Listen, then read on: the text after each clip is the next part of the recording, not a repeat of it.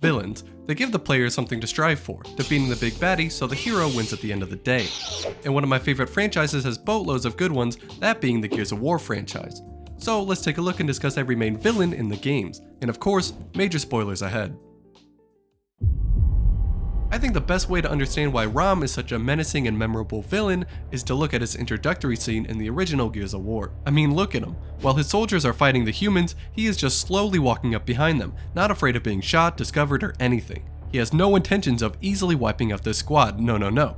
He wants to decimate this squad. He brings a giant serrated blade to a firefight and wins. He lifts up Lieutenant Kim, this guy, before impaling him, staring him down as his soul fades away. Then he throws him to the ground and walks away.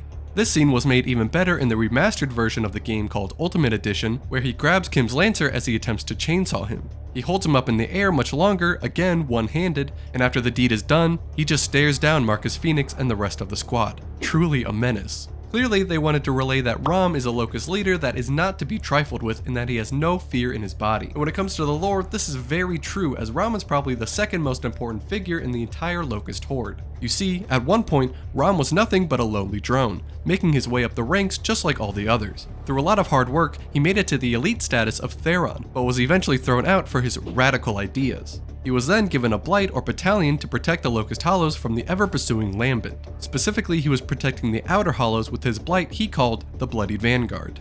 You see, what made RAAM stand out from the other Locust leaders was that he understood that the Locust were going to lose the Lambent War. So he was thinking of the future of the Horde at all times, and he knew that the future lied on the surface. He wanted to invade the surface and wipe out humanity so that the Locusts can use their resources against the Lambent. However, there was a big obstacle in his way, that being the current leader of the Locust army, Uzel Shrock.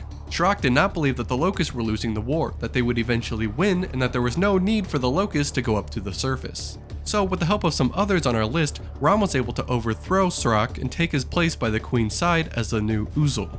MYRRAH was on the same page as RAAM. She knew that the Locusts could not stay in the Hollows any longer and that their future lied in stealing the resources of humanity. Queen MYRRAH actually already had this idea and implanted it in RAAM. She was searching for the perfect leader to rise to the occasion, and RAAM had the will to do so. She knew Shrock was not worthy of such a task and he was foolish enough to believe the Locusts were winning the Lambent War, but now she knew RAAM knew what needed to be done. And so he began MYRRAH's plan, initiating E-Day and beginning the devastating Locust War. For the next 14 years, he was leading the Locust army, pushing back humanity inch by inch. At some point, he found a way to control the Krill, a species of bat-like creatures that hunt at night and can shred apart anything found in the dark. He used this species to take control of human-controlled cities like Alima City, which we saw in the Gears of War 3 DLC, RAAM's Shadow. He would have actually won the war in the first year if humanity hadn't retreated back to the Jacinto Plateau and initiated the Hammer of Dawn strikes, wiping out 90% of the world just to hold back the Locust and wipe out any possible resources that they could take. Nevertheless, his battle tactics and strength allowed the Locust to fight a two-front war for 14 years. RAAM would go on to die at the hands of Marcus Phoenix and Dominic Santiago with assistance from the rest of Delta Squad via King Raven. He died in the Timgad Valley aboard the train called Tyro Pillar as he was attempting to stop it from deploying the light mass bomb. His failure allowed the missiles to strike at the heart of this Locust stronghold, severely devastating the Locust population and all but destroying this area. Undoubtedly, if it wasn't for Marcus Phoenix, Dominic Santiago and the rest of Delta Squad, RAAM would have eventually won the war against humanity. However, he did lose, and because of it, the Locust stronghold was decimated by the light mass missiles alongside with the extinction of the Krill that the Locust used very often. His legacy carried on with his successor that appeared in the next game, Gears of War 2. SKORGE is a bit more of a hidden treasure when it comes to his backstory. When we first meet him, he pops out of the ground and cuts a Centaur tank in half with his double chainsaw staff. I know, pretty sweet. Then he fights both Ty Kaliso and Dizzy Wallen at the same time while Delta Squad gets sent down into the Hollows. We later find out through the comics that Dizzy escaped this encounter and Ty was of course captured. SKORGE personally led Ty and the other Gears to the torture bard for them to get processed. It's possible he ordered Ty to be kept alive and receive extra punishment as he would have known it was Marcus and Dom that killed his friend RAAM, so this could have been payback for that. And SKORGE would have seen the duo as he landed on their assault derrick and stared right at them. But that's just my personal theory on this interaction with Ty. We later find SKORGE on his unique Hydra beast leading the Riftworm to sink Alima City. This is where Scourge's flair comes into play, as he is not only the Uzul of the Locust army, but he is also the Ketor or high priest of their religion. In case you didn't know, the Locusts follow the religion Trinity of Worms, where they praise the rift worms for allowing life to sprout down in the hollows. Scourge used to be an underling in their religious caste, being called an acolyte. However, he had radical ideas too and was also an outcast like RAAM.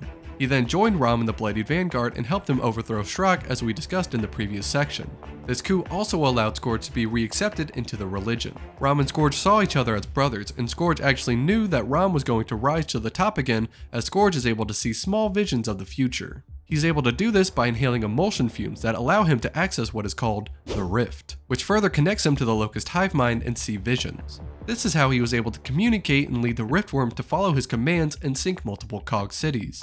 Through these visions, he also saw and told RAAM that he was going to have a thunderous rise and fall and promised to protect him for as long as he could. So this is why Scourge was RAAM's successor. They were friends, brothers, and comrades. Later, when we find Queen MYRRAH in her royal palace, we see Scourge by her side protecting her. As her Uzul and Ketor, it was his duty to do so. And while MYRRAH escaped and got to live another day, Scourge was defeated outside Jacinto while pursuing Delta while he rode his Hydra. Marcus, Dom, Cole, and Baird aboard 2 Reavers precisely ripped apart the Hydra, killing it and throwing Scourge off at immense speeds. Scourge landed straight on his back, splattering his head against the ground, killing him instantly. His death was the second major blow to the Locust leadership in a single year.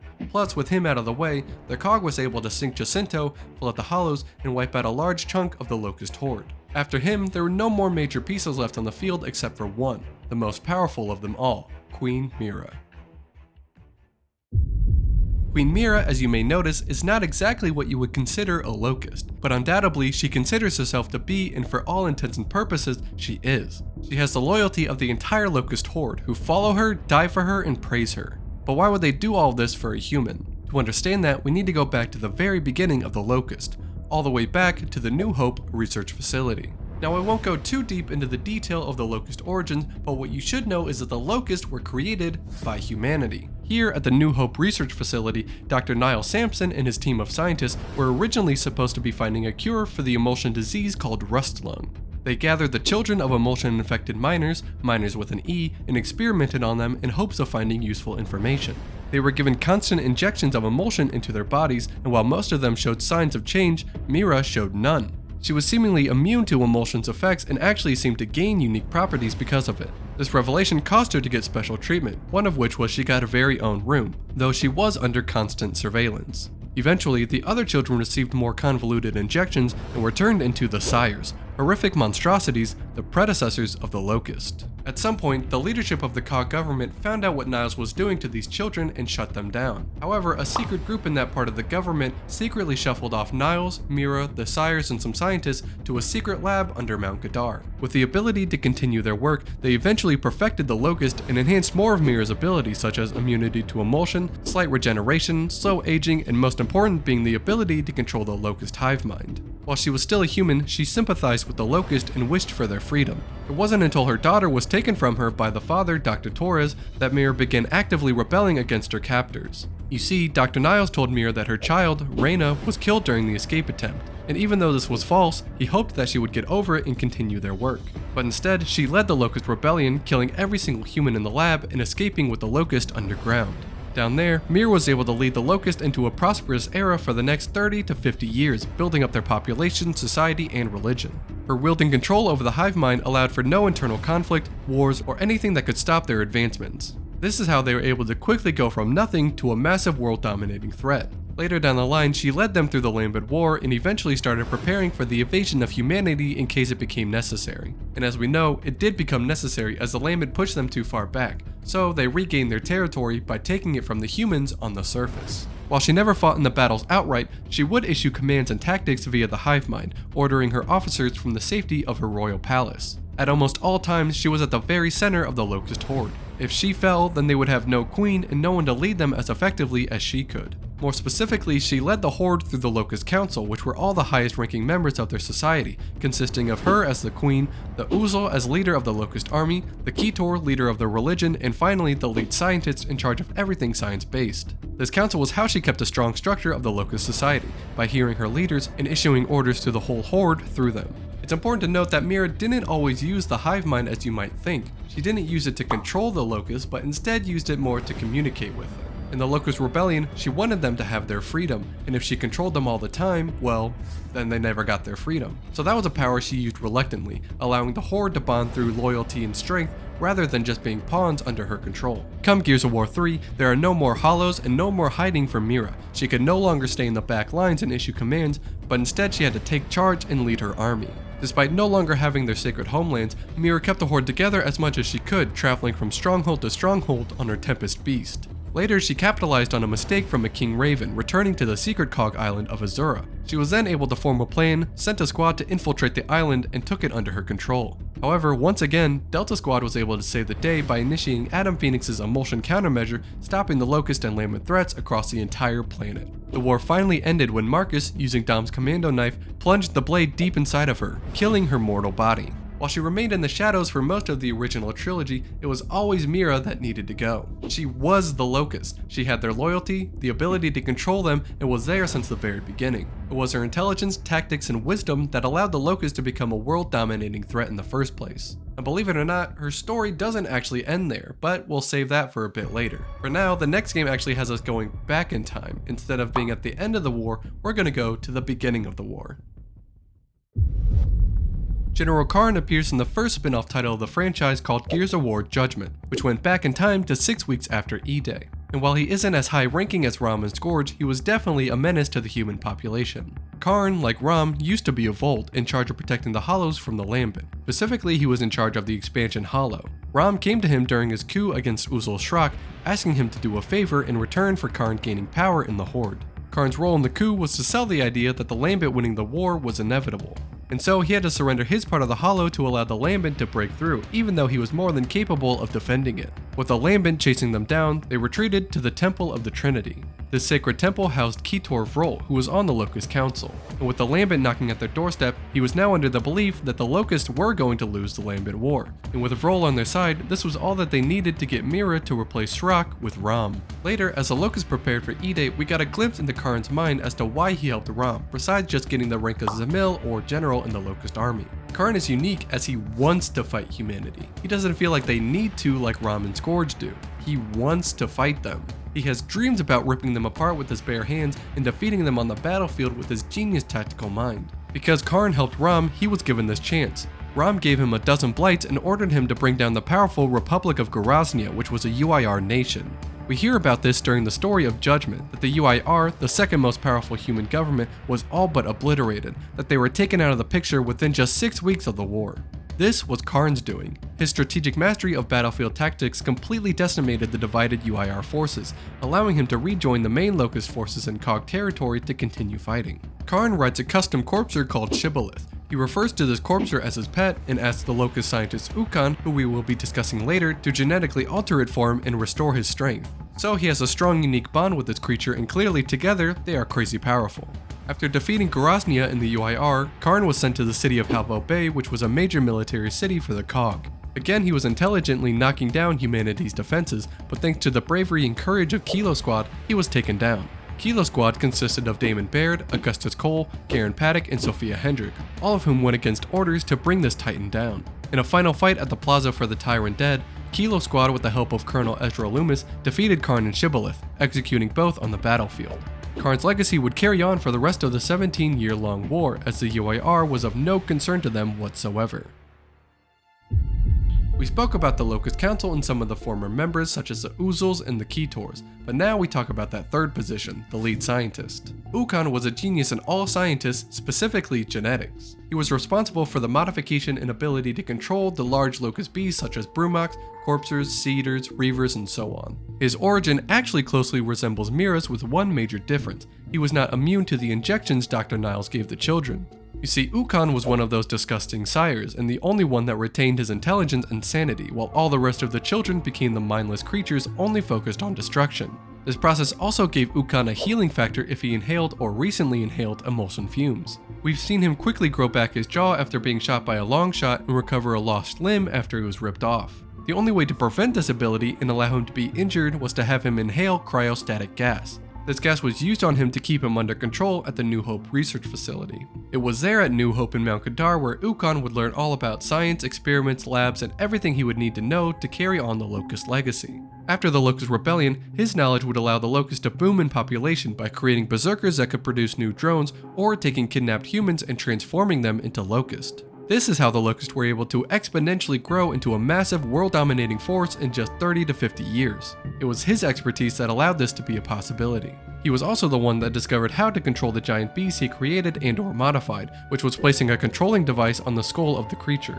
He also experimented with emulsion despite its dangers to the Horde, since it could easily turn a creature lambent and begin fighting its own species. But in the face of danger, he was able to create the Disciples and the Zealots, which were supercharged versions of the drones and Cantus. As the lead scientist on MYRRAH's Locust Council, he spoke his mind about the society, usually denouncing their main religion, while always steering solutions towards a more science-based approach. During the first year of the Locust War, UKKON would bring escorts with him to scavenge the surface for equipment and resources for his work. This was how he got on the KOG's radar and was designated a target for assassination. When news of UKKON spread, one former guard at New Hope facility recognized him and pieced together that humanity were the ones that created the Locust. This guard was named Sid Redburn, who appeared in Gears Tactics. He always thought that the New Hope research facility had been permanently shut down and all the sires inside were destroyed. But upon seeing UKKON fighting alongside the Locust Horde, it painted a clear picture that something else had happened after New Hope got shut down. Sid would go on to join the team that was created to hunt down UKKON, the other members being Gabe Diaz, Michaela Doran,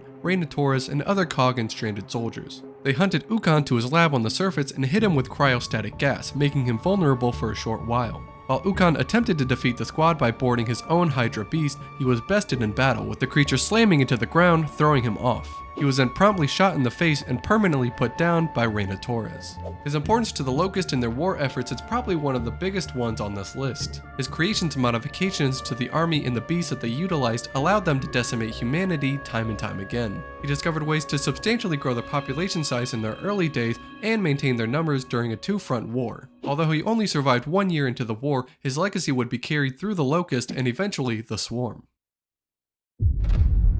As we move into the new trilogy, there is a very important story aspect that we need to talk about, that being the difference between the Locust and the Swarm. The Locust, as we fought them in the original trilogy, were created by humans and were highly intelligent, connected via a hive mind, but that hive mind was really only accessible by Queen MYRRAH. Cantus priests like SKORGE could look into that hive mind, but really only MYRRAH could control it. Now, when Adam Phoenix's emulsion countermeasure went off, it killed all the emulsion cells everywhere on Sarah, and since the Locust had origins of emulsion and lived near it for decades, we see them being killed off by the device. But it wasn't so simple, as the Locusts were given measures during the Mount Kadar lab that allowed them to survive and adapt to severe conditions, this being one of them.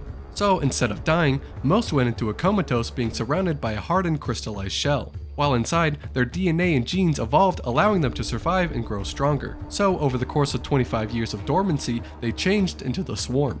And the biggest change of all, they were now a proper hive mind, where each individual swarm was seeing into the hive mind, all being connected like one being. And without a proper queen, this made it difficult for any swarm to stand out as a true villain, but Gears of War 4 still gave us a minor one named the Speaker. The Speaker was a former Locust drone prior to the countermeasure, and after his transformation, he came out to what would be called a Scion. These enemies were the intelligent strategic leaders of the Swarm. The Speaker would lead the attack on Fort Umsen to kidnap the outsiders there in order to continue building up their armies. Snatchers and drones stormed the settlement at night, quietly and effectively sweeping up the humans inside. The Speaker himself took on a fight with REYNA, the leader of the camp and mother of one of the main protagonists, Kate Diaz. Through his superior strength, he was able to take down both REYNA and Oscar, REYNA's brother-in-law. He brought REYNA to the burial site at Fort Revel, where upon inserting her into the hive mind, they discovered that she was a lost daughter of Queen MYRRAH, meaning REYNA had the DNA and abilities to lead the Swarm as their new queen. So they did not turn REYNA into another juvie or drone like they did with the others from the camp, but instead kept her connected to the hive mind to slowly lose her mind and change into their new, loyal, fearless leader. When the Speaker saw through the hive mind that new Delta Squad consisting of JD Phoenix, Delmont Walker, Kate Diaz, and Marcus Phoenix were traveling to the Tolan Dam to radio for reinforcements, he took this opportunity to ambush them. Riding upon his Schwarmech, he engaged in a fight with Delta Squad, but they were able to bring down his beast, throwing the Speaker to the ground. He was surrounded and outgunned, so there was nothing that he could do while Kate left a message for the Swarm before being curb stomped and taken out of the picture.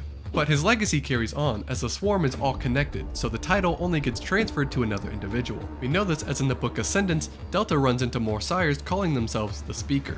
So it's only when the entire swarm is defeated will the Speaker finally lose his power.